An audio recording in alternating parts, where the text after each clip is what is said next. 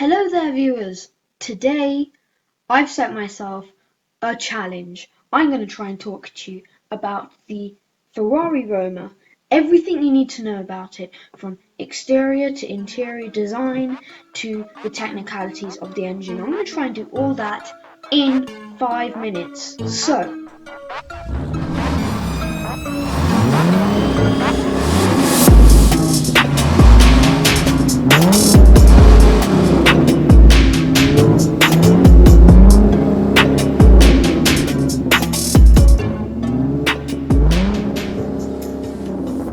let's begin the timer in 3, 2, 1, go. Okay, so let's begin. Let's talk about what this new Ferrari Roma is. What is it meant to replace? What is it meant to do? All that kind of stuff. So it's basically meant to be a hardtop version of the Ferrari Portofino.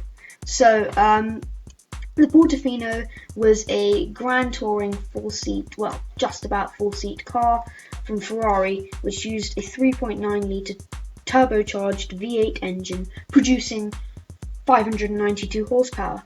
So what have Ferrari done to change it? Well, let's talk about exterior. So first of all, they've obviously given it a hardtop. I know the Portofino was a hardtop with a removable roof. This is just a pure coupe. It also looks strangely very similar to a Jaguar F-Type and Ferrari 812 and Aston Martin Vantage and Aston Martin DB11 and Touring Disco Volante. That is what I think. But I'm sure many people would disagree. And there's a bit of Corvette here and there, actually.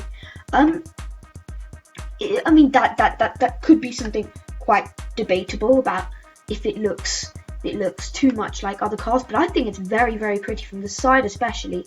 Maybe the front looks a little bit too short in proportion to the rest of the car, but it does look really, really good. From the front, I'm not sure why they tried to do a weird grille. It's almost as if they're trying to maybe develop their own distinct grille, like BMW and Mercedes. I do like the headlamps though.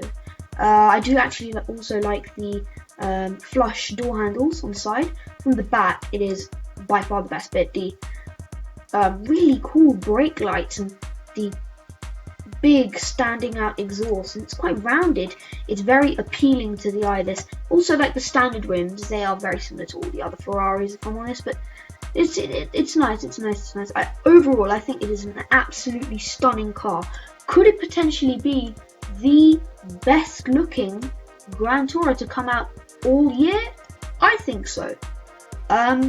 I genuinely, I mean, we've not had many due to the current situation of COVID, but I mean, I think it's really, really nice.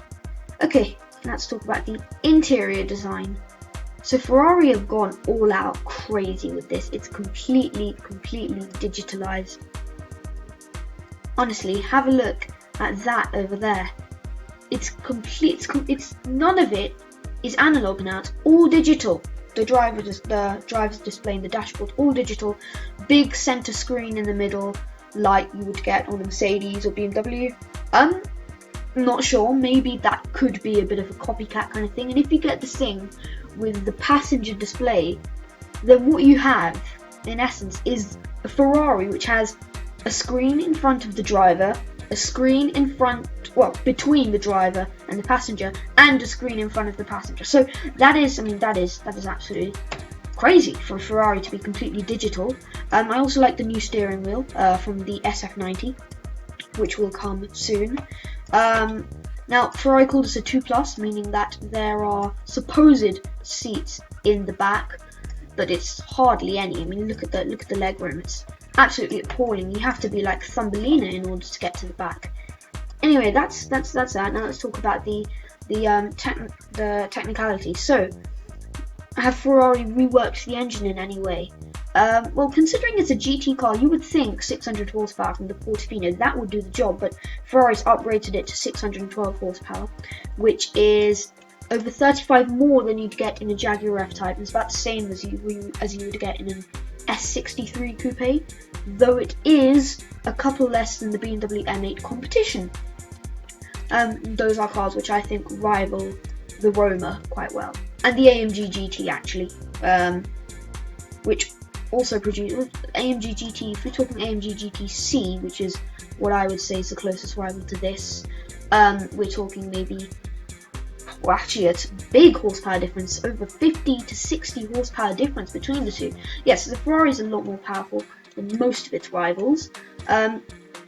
It has, I mean, suspension upgrades,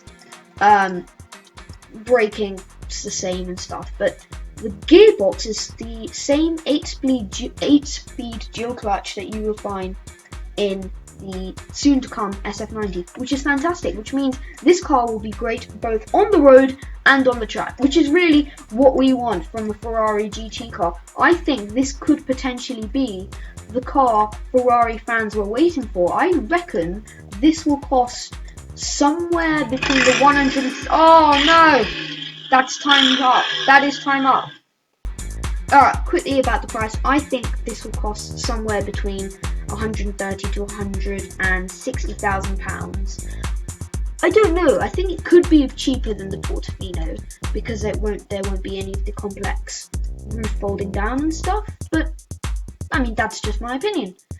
So that's that. That is my idea and review of the Ferrari Roma, and I hope you guys enjoyed it.